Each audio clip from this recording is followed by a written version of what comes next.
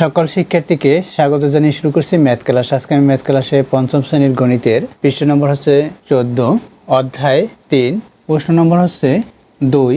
দেখো, বাজারে প্রতি কেজি চিংড়ি মাছ 480 টাকা এবং প্রতি কেজি শিং মাছ 550 টাকায় বিক্রি হয়।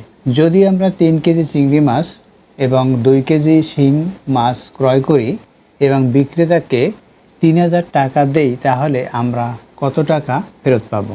দেখো, এখানে প্রতি কেজি বলতে বোঝায়, প্রতি বলতে বোঝায় 1, অর্থাৎ 1 কেজি চিংড়ি মাছের দাম বা ক্রয় মূল্য 480 টাকা। আবার 1 কেজি শিং মাছের ক্রয় মূল্য হচ্ছে 550 টাকা। তাহলে 1 কেজি চিংড়ি মাছের ক্রয় মূল্য যদি 480 টাকা হয়, 3 কেজি চিংড়ি মাছের ক্রয় মূল্য বেশি হবে টাকা, কারণ 1-এর চেয়ে 3 বড়। অর্থাৎ জিনিসের পরিমাণ বাড়লে দামের পরিমাণও বাড়বে, এখানে গুণ হবে। আবার 1 কেজি শিং মাছের দাম হচ্ছে এখানে বা ক্রয় মূল্য হচ্ছে এখানে 550 টাকা, 2 কেজি শিং মাছের দাম বেশি হবে বিদায় এখানে গুণ হবে। তাহলে আমরা এভাবে লিখতে পারি। দেখো, সমস্যাটি গণিতের ভাষায় লিখি। সমস্যাটি গণিতের ভাষায় আমরা কত টাকা বিক্রেতাকে প্রদান করেছি? দেখো, 3000 টাকা, অর্থাৎ টোটাল 3000 টাকা প্রদান করেছি। সে আমাদের কত টাকা দেবে সেটা আমরা বের করব। এই প্রথমে 3000 টাকা লিখলাম। এরপর হচ্ছে এই 3000 টাকা থেকে আমরা যে টাকায় ক্রয় করেছি সেই টাকাগুলো মাইনাস হবে। প্রথমে কি ক্রয় করেছি? দেখো, এই প্রথমে চিংড়ি মাছ। চিংড়ি মাছ হচ্ছে 480 টাকা 1 কেজি চিংড়ি মাছের ক্রয় মূল্য, অর্থাৎ বিক্রেতাকে 1 কেজি অর্থাৎ প্রতি কেজি চিংড়ি মাছের 480 টাকা প্রদান করেছি। তাহলে 1 কেজি চিংড়ি মাছের দাম 480। কত কেজি ক্রয় করেছি? 3 কেজি ক্রয় করেছি, তাই এখানে 480 গুণ 3, এটা হলো। আমরা এখানে ব্র্যাকেট শেষ করতে পারি এখানে, অর্থাৎ এটা দেখো ফার্স্ট ব্র্যাকেটেও লিখতে পারি পুরোটা, অর্থাৎ এই চিংড়ি মাছের দাম এবং শিং মাছের দাম এখানে প্লাস দিয়ে শিং মাছের দাম লিখেও ফার্স্ট ব্র্যাকেটে লিখতে পারি। আবার যে যতটুকু প্রথমে প্রদান করেছি সেইটা আমরা ব্র্যাকেট দিয়ে এখানে সেকেন্ড ব্র্যাকেট আমরা ব্যবহার করতে পারি। এখানে যদি আমরা সেকেন্ড ব্র্যাকেট ব্যবহার করি এই তাতেও হবে। আবার ফার্স্ট ব্র্যাকেট এখানে শুরু করতে হবে। 1 কেজি শিং মাছের ক্রয় মূল্য হচ্ছে 550 টাকা। কয় কেজি আমরা শিং মাছ ক্রয় করেছি? 2 কেজি, সুতরাং বেশি হবে, অর্থাৎ 2 দিয়ে গুণ হবে। এভাবে আমরা লিখতে পারি। অথবা এখানে এই হইতে এই পর্যন্ত ফার্স্ট ব্র্যাকেট দিয়েও লেখা যায়। এখন আমরা এখান থেকে এখানে থার্ড ব্র্যাকেট ব্যবহার করতে পারি, অর্থাৎ সমস্যাটি গণিতের ভাষায় এটা হবে। অথবা আমরা এখানে এরপরও আরও লিখতে পারি যে তাহলে আমরা কত টাকা ফেরত পাবো? তাহলে আমরা ফেরত পাবো এত টাকা। গণিতের ভাষায় সমস্যাটি লিখেছি, এখন আমরা ফেরত পাবো কত? এইখানে থার্ড ব্র্যাকেট দিয়ে এখানে থার্ড ব্র্যাকেট দিয়ে শেষ করে লিখতে পারি। এখন প্রদত্ত সমস্যাটি সমাধান করি। সমাধান 3000 এখানে বিয়োগ দেই, সেকেন্ড ব্র্যাকেট। এখন আমরা যেভাবে আছে সেভাবেই তুলে দেই প্রথমে, অথবা আমরা এটা গুণ করেও লিখতে পারি সরাসরি। তাহলে আমরা প্রথমে যেভাবে আছে সেভাবেই তুলে দেই, অর্থাৎ যেভাবে লিখেছিলাম 480 গুণ 3 ব্র্যাকেট শেষ করি, এখানে যোগ 550 গুণ 2 এটা লিখলাম সমান চিহ্ন। এখানে দেখো 3000 আছে, সেটা লিখে নিই প্রথমে। আমরা জানি যে সাধারণত ফার্স্ট ব্র্যাকেটের কাজ প্রথমে করে নিতে হবে, অতঃপর সেকেন্ড ব্র্যাকেট নিয়ম অনুসারে। অথবা এখানে আমরা এভাবেও লিখতে পারি, প্রথমে এই মাইনাস সাইন দিলাম, এরপর ফার্স্ট ব্র্যাকেট এটা গুণ করেছে, এটা গুণ করেছে, সেটা ফার্স্ট ব্র্যাকেটের মধ্যে লিখে দেব। এভাবেও লিখতে পারি। অথবা আমরা যদি নিয়ম অনুসারে করি, সরলের নিয়ম অনুসারে প্রথমে ফার্স্ট ব্র্যাকেটের কাজ, তাহলে সেকেন্ড ব্র্যাকেট থেকে যাবে সেকেন্ড ব্র্যাকেট, এটার সাথে এগুলো গুণ করি। এখানে 3 দিয়ে 0কে গুণ করি, 0 হবে। 3 দিয়ে 8কে গুণ করি, 3-এর গুণের নামটা বা 8-এর গুণের নামটা পড়তে হবে, 24 হবে। 3 8 24, 24-এ 4, অর্থাৎ এই যে 24-এর প্রথমে 4 লিখতে হয়। এরপর 3 দিয়ে এই 4কে গুণ করে 3-এর সাথে 4, 3 4 12, 12-র সাথে এই 2 যোগ করতে হবে, তাহলে 14 হবে। এই 14 লিখলাম। এরপর কি প্লাস সাইন, এটুকু গুণ করে এটা লিখেছি, এখন এটা গুণ করে এখানে লিখবো। এই 2 দিয়ে 0কে গুণ করি, 0 হবে। 2 দিয়ে 5কে গুণ করি 10, 10-এর 0 লিখলাম।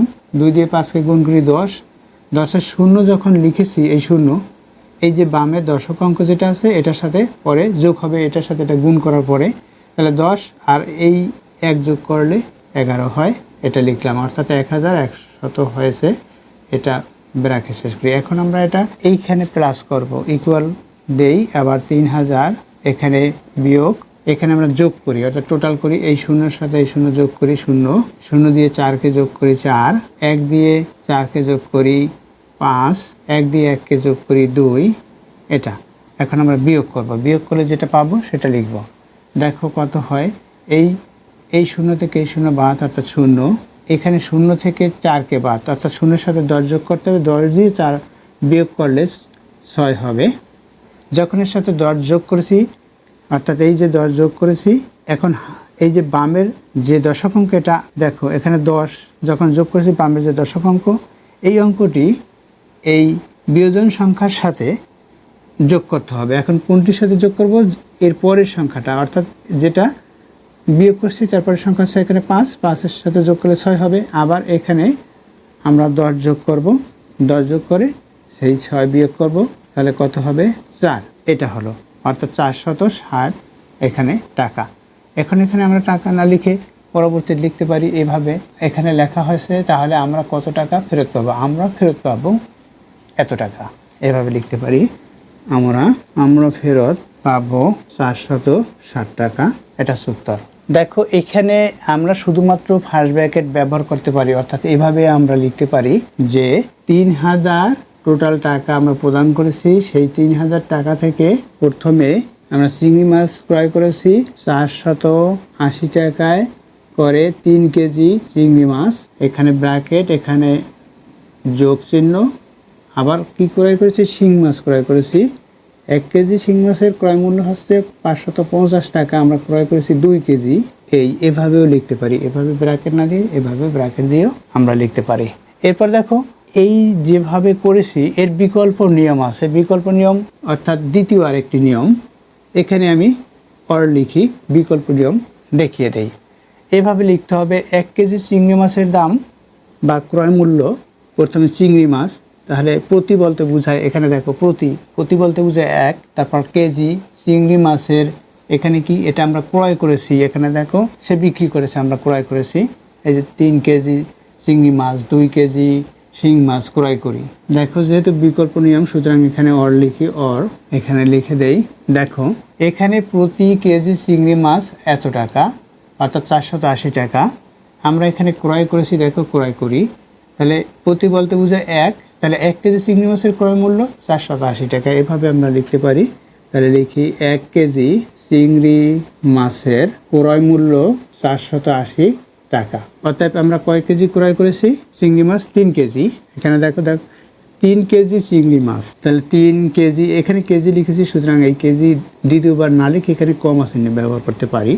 3 কেজি চিংড়ি মাছের ক্রয় মূল্য, দেখো 1 কেজি, এখানে জিনিসের পরিমাণ কত কম, 1 কেজি, এখানে 3 কেজি, জিনিসের পরিমাণ যদি বাড়ে তাহলে ক্রয় মূল্য বৃদ্ধি পাবে অর্থাৎ বাড়বে, জিনিসের পরিমাণ কম থাকলে ক্রয় মূল্য কম হবে, অর্থাৎ যখন জিনিসের পরিমাণ বাড়ছে, এখানে 1 কেজি ছিল, এখানে 3 কেজি হয়েছে, অর্থাৎ এখানে জিনিসের পরিমাণ বৃদ্ধি পেয়েছে, সুতরাং এখানে গুণ হবে। তাহলে এখানে আমরা কি লিখবো, এই যে 480 প্রথমে লিখে গুণ, এখানে 3 কেজি ক্রয় করেছি এত টাকা, এটা সমান দিয়ে এটার উত্তরটা আমরা লিখব, এটার সাথে এটা গুণ করি, অর্থাৎ 3 দিয়ে 0কে গুণ করি, 0 হবে, 3 দিয়ে 8কে গুণ করি, 3 8 24, 24 4, বামে দশমিক 2 আছে, মনে করি এখানে 2টা লিখে দিই, দেখো 3 4 12, 12 পরে এই 2 যোগ করতে হবে, হবে 14, 13 14 হলো এত টাকা। এখানে আমরা চিংড়ি মাছের ক্রয় মূল্য বের করেছি। এখন আবার লিখে, আবার এরপর 1 কেজি শিং মাছের ক্রয় মূল্য একইভাবে লিখবো, শুধু এই চিংড়ি মাছের স্থানে শিং মাছ লিখে দেবো আর একই কথা লিখে দেবো। এখানে শুরু করি, 1 কেজি শিং মাছের ক্রয় মূল্য 550 টাকা, 550 টাকা, অর্থাৎ কয় কেজি শিং মাছ ক্রয় করেছি, 2 কেজি, দেখো এখানে 2 কেজি, 2 কেজি শিং মাছের ক্রয় মূল্য বেশি হবে তাই এখানে গুণ হবে, অর্থাৎ 550 গুণ 2, এখানে টাকা সমান দিয়ে আমরা গুণটা সম্পূর্ণ করি। দেখো এখানে অবশ্যই আমরা বুঝি 500 দ্বিগুণ হয়েছে 1000 এবং 50 দ্বিগুণ হয়েছে 100, অর্থাৎ 1100, অর্থাৎ 1100 হয়। এভাবে আমরা লিখতে পারি, বা 2 দিয়ে এটাকে গুণ করি, 2 শূন্য গুণে 0, 2 দিয়ে 5কে গুণ করি, 5 গুণে 10-এর 0, হাতে 1 থাকবে অর্থাৎ দশক অঙ্ক হচ্ছে 1, 2 দিয়ে 5কে গুণ করে সেই দশক অঙ্ক 1 আছে যে, অর্থাৎ এই যে 10-এর 0 এখানে লিখেছি, এই দশক অঙ্ক থেকে যায়। আবার 2 দিয়ে 5কে গুণ করি, 10 হবে, আর এই দশক অঙ্কের সাথে যোগ করলে 11 হবে, এটা 11 লিখলাম, এত টাকা। এখন দেখো 2 কেজি শিং মাছের বিক্রেতা পাবে 1100 টাকা, 3 কেজি চিংড়ি মাছের বিক্রেতা পাবে 1440 টাকা। এখন টোটাল কত টাকা পাবে আমরা বের করব, অর্থাৎ মোট মাছের মূল্য, মানে মোট হচ্ছে চিংড়ি মাছ ও শিং মাছের মোট মূল্য, অর্থাৎ মোট ক্রয় মূল্য।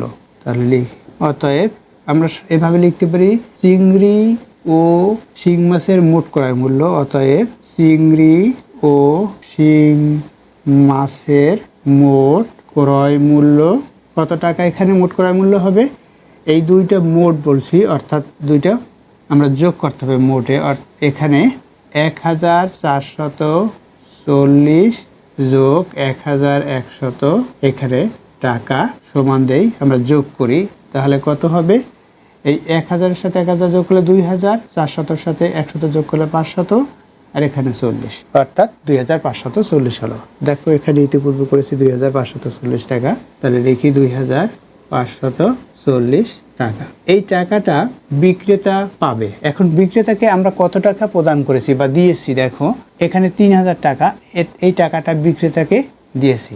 এখন বিক্রেতা আমাদের কত টাকা ফেরত দেবে, এখানে বের করতে হবে আমরা কত টাকা ফেরত পাবো। তাহলে আমরা যদি বিক্রেতাকে 3000 টাকা দেই, সেই টাকা থেকে এই টাকা রেখে দিবে, বাকি টাকাটা আমাদের ফেরত দিবে। তাহলে আমরা ফেরত পাবো, আমরা টাকা ফেরত পাবো, বা আমরা ফেরত পাবো এত টাকা, এভাবে লিখতে পারি, আমরা ফেরত পাবো 3000 বিয়োগ 2540 টাকা, অর্থাৎ কত হবে বিয়োগ করলে যেটা হবে সেটা এখানে লিখে দেই। ইতিপূর্বে দেখো এখানে করেছি 460 টাকা, সেটা আমরা লিখে দিতে পারি, এখানেই লিখে দিই, কারণ এটা থেকে এটা বিয়োগ করলে 460 টাকাই হবে, 460 টাকা, এটা হচ্ছে উত্তর।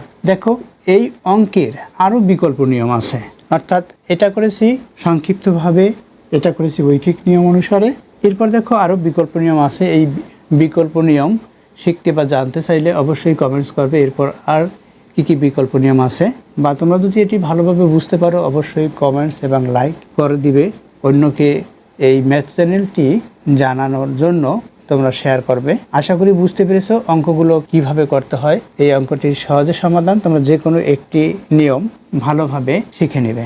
এতক্ষণ ম্যাথ ক্লাসের সাথে থাকার জন্য সকলকে ধন্যবাদ জানিয়ে আজকের মতো বিদায় নিচ্ছি।